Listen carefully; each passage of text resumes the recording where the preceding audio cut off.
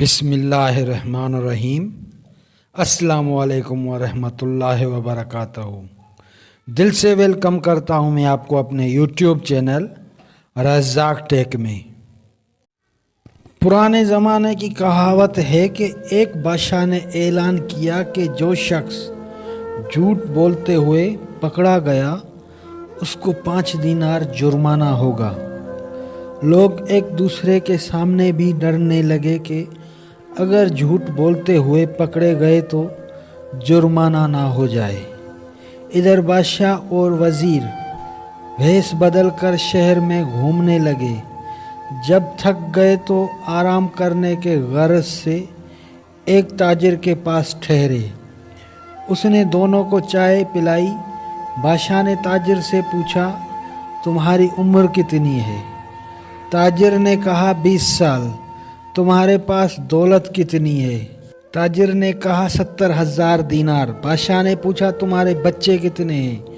تاجر نے جواب دیا 1۔ واپس آ کر انہوں نے سرکاری دفتر میں تاجر کی کوائف اور جائیداد کی پڑتال کی تو اس کے بیان سے مختلف تھی۔ بادشاہ نے تاجر کو دربار میں طلب کیا اور وہی 3 سوالات دہرائے۔ تاجر نے وہی جوابات دیے۔ بادشاہ نے وزیر سے کہا اس پر 15 دینار جرمانہ عائد کر دو اور سرکاری خزانے میں جمع کرا دو، کیونکہ اس نے 3 جھوٹ بولے ہیں۔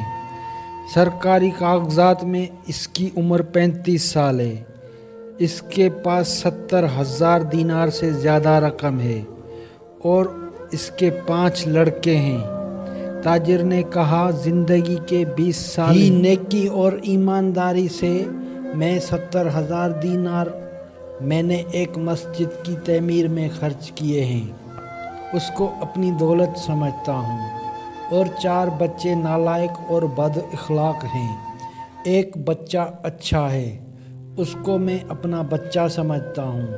یہ سن کر بادشاہ نے جرمانے کا حکم واپس لے لیا اور تاجر سے کہا ہم تمہارے جواب سے خوش ہوئے ہیں۔ وقت وہی شمار کرنے کے لائق ہے جو نیک کاموں میں گزر جائے۔ دولت وہی قابل اعتبار ہے جو راہ خدا میں خرچ ہو، اور اولاد وہی جس کی عادتیں نیک ہو۔ تو دوستو کیسی لگی آج آپ کو میری یہ کہانی؟ امید کرتا ہوں بہت پسند آئی ہوگی آپ کو۔